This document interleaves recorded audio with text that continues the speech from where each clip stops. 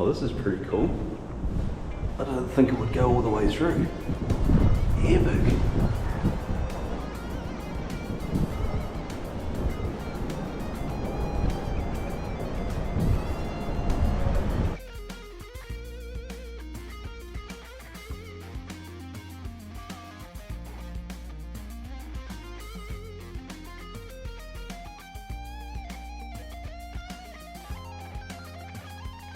Kia ora team, welcome to another vid. Can you guys guess where Loza is? The black sand should give it away. Heading down to the Taranaki for a kayak fish tomorrow. And part of the process is we've got a big fishing comp, the Taranaki Kayak Fishing Classic, on the 8th and 9th of March. So I'm heading down here to do a bit of exploring, do a bit of homework. What his sponsorship deals are like, but you know, they must even be getting pissed off with all the rods he's going through at the moment. For those of you coming down to the Classic for the first time, you're a bit worried about surf launching, there is locations where you don't have to do a surf launch. Quite a few protected boat ramps or channels around the place that you can get out easy. What a day, flat as, no wind. So the Naki does have mint days, so fingers crossed we get a day like this, or 2 days of it, for the Taranaki Classic. It's 3 weeks away, so that's the reason why I've come out today. I've just come out to get some marks on my sounder, more safety marks around certain reefs that I'll be paddling around in the dark. So I just really need to know where the outside of the reef is. So that's the sole point of this mission, and hopefully catch a few fish, see where they're sitting. But just talking to a local, he said the fishing's been bloody hard around here lately. Turn the sounder on and see what the water temperature is, but the water temp here is meant to be a bit lower than other places. It just tends to be coming in off the Cook Strait, Tasman Bay, so this area's a bit cooler, and by the sounds of it, one of the ladies I was talking to said they haven't caught any yellowfin or had them wade in through here. They've had a marlin but no yellowfin yet, so it's slightly different here. As a coastline, it's quite different than what a lot of you will be used to if you're used to Coromandel or the Northland, especially the eastern side, where you've got a lot of headlands and you can just kind of work your way around the coastline. When you get down where I am now in the South Taranaki, the headlands are not as noticeable, but they do tend to have big boulder banks going out probably 400 to 600 metres offshore, creating a surf break. So on a fine day like this, it might look like you can take a shortcut across the reefs and you can probably get away with it, but most of the time there's going to be big sets coming through on those reefs that are going to trip you up. So it's always important on this coastline to actually go out and around the surf breaks and then come back into the next bay. So this, guys, is one of these headlands I was telling you about. They're very hard to notice, but it's got a boulder bank running right along. At the moment it looks like I could just gap it straight into the next bay, but if you look out ahead of us, what's building up, it's not worth the risk, especially the back set there. That will break right across it and seriously get you in the shit. So if you're launching in the dark, you really want to have these marks in your sounder for safety, because you've got to go past them. This is typical. This is a flat day on the west coast. I think the swell's 1 metre today, but different spots can change quite a lot. So if you want to go 2 or 3 k's down the coast to have a fish, that could end up being 5 k's of paddling to get to those spots. It's just the way it is. It's right around the Taranaki from the top, Maricopa, down to the southern end of the boundary in the competition, which is I think Waverley Beach. You tend to find that you only get 10 metres deeper for every k you go offshore. There's an odd little exception, but that's generally what it is. So it's a gradual easing of depth. It means that the waves in close can pick up a lot more and catch you out. So generally most people tend to fish out a little bit further than I prefer to fish in other parts of the country. Alright, that's enough talking, we'll get into it. That's what I'm using, guys. A floating bib lure. It's a Helco Laser Pro. So roughly around that 12 centimetres. Good colour for kingfish. But you didn't hear that from me. Oh, fish on. I've just put the bib lure out and started paddling. And we're onto our first fish. I'll say a kahawai. But you never know around here. There's plenty of kingfish and shrews that would take a lure too, but this one's a kahawai. Yep. Question is, do I keep it for a fresh bait? I didn't actually bring my straight line gear, so no.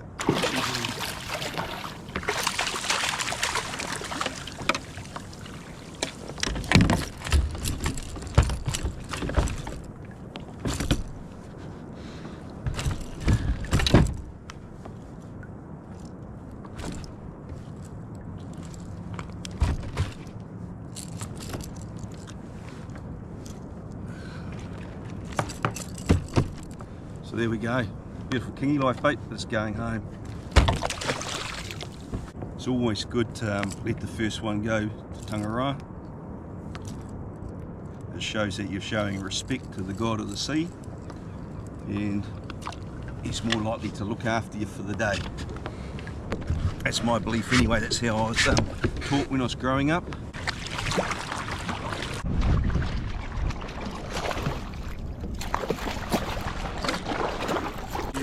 With those hooks. It's the worst thing about trebles. Very dangerous on the kayak.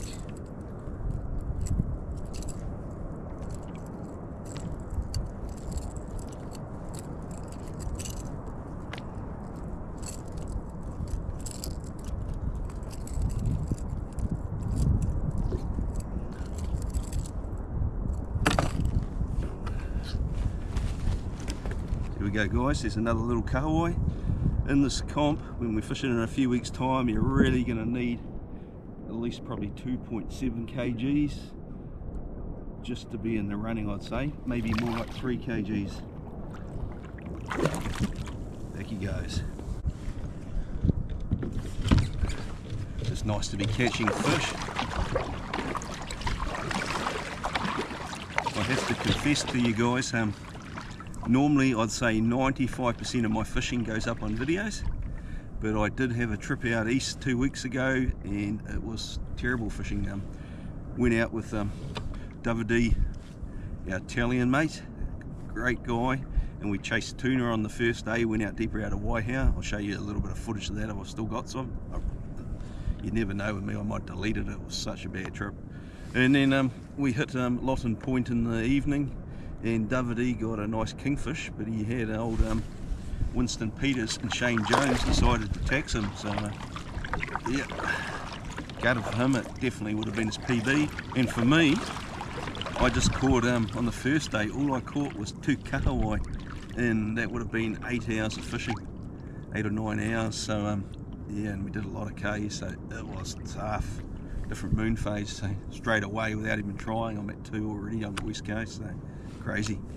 Love this fishery. One of the things I'm trying to work out here too is we've got an incoming tide at the moment, so I'm just trying to work out which way the incoming tide drifts, and it would just, by doing that, it would just make it a lot easier when I'm fishing the Taranaki Classic to kind of come up with a game plan, because I don't tend to like to be working hard against currents or winds. I like to try to get a game plan that allows me to utilise those so they can just drift along, keep fishing, so I'm maximising my fishing time. A little bit low on the right size jig head, so when I was grabbing the stuff quickly last night, I spotted one of my old scoots. Bit of a craze about it, it's not probably 8 or 9 years ago, so I'll tie that on and we'll see if that works. They don't look like much, but when they actually get in the water, they come alive. Oh yeah, that's a fish. That's a good fish. That's a good fish. On the scoot. Oh, he's dropped it. Okay, will he come back? That was not good. That was a very good fish. Oh, what happened? Briefly on, but I could just tell it was a good fish. Nothing obvious. Well, cast again.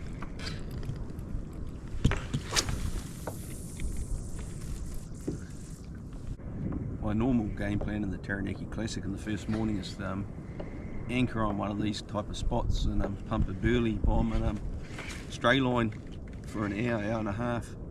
And it's worked well for me in the past. Because considering I don't anchor very often, and it's normally only in this that one event, that I do tend to not enjoy being at anchor much, especially when there's a big swell. So I get bored of it pretty quick and normally end up tipping all my bait out and the leftover burley bombs on the last day of the comp. It's not really my style of fishing, but it is definitely the most productive way on this stretch of coast to draw the fish into you. One of the things that's really hard for me doing this on the 400 is not having a chart on it, or the snail trail.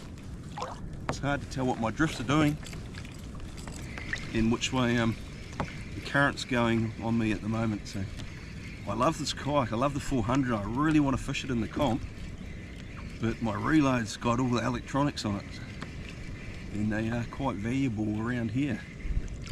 It's got all my past marks where I've caught 20 pounders in the comp. I was fortunate in my first 3 years of fishing the Taranaki Classic, I got a 20 pounder each year. But to put it into context, a 20 pounder most years, if it's just around 20 pounds, won't get you in the top 3. So you really need something that's around that 22 pound or more to be in the prizes in this event.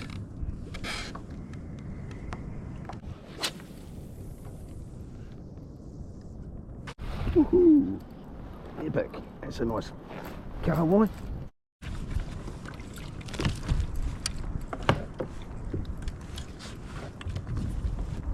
Alright, we'll send them home.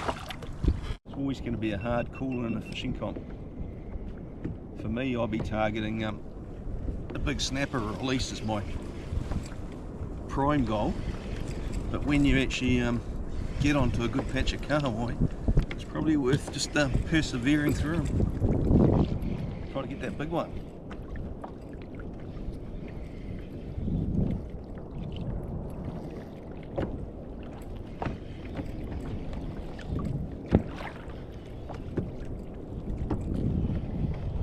At the end of the day, the prices are the same. Oh, there we go.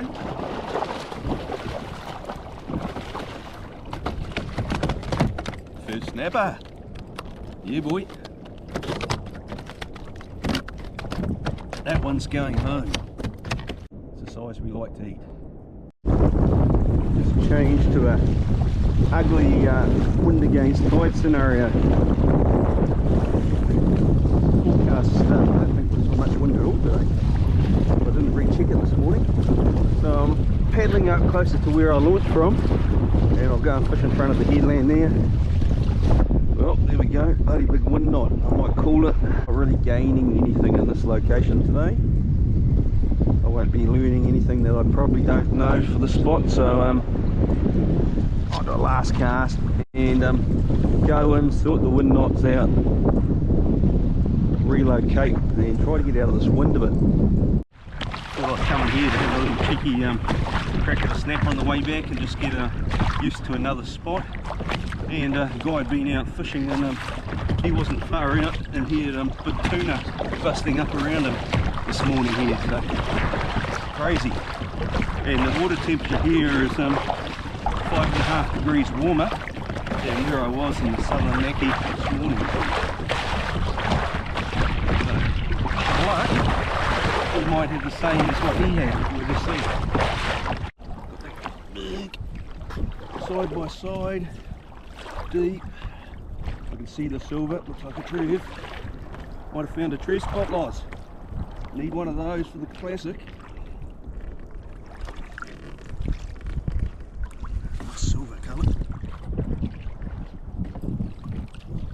Yes, a beautiful trev. Beautiful trev. Oh, that silver flash. Gotta love a trev. Just loosen it off a bit. At the end of their fight, they can really wake up. Soft mouths. It's a good size one too. It's a really good size shrimp.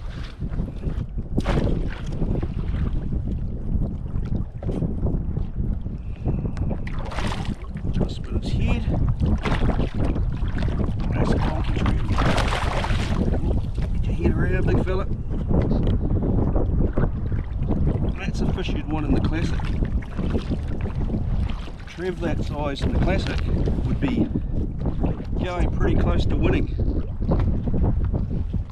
Well guys, time to close the vid off. I didn't do it the other day, so I'm going to do it now. Can't wait to hit the Taranaki Classic this year. I'm going to be fishing it with Matt Wells, otherwise known as Nomadic Kayak Fishing. Matt, if you're watching, brother, we're going to be doing a surf launch if the weather allows in the Taranaki. The best spots involve a decent surf launch, so be prepared for that. And to close the vid off, I'm going to put a bit more of Cullen Taylor's awesome guitar playing on and a few shots from the Three Sisters. Cheers guys, thanks for watching.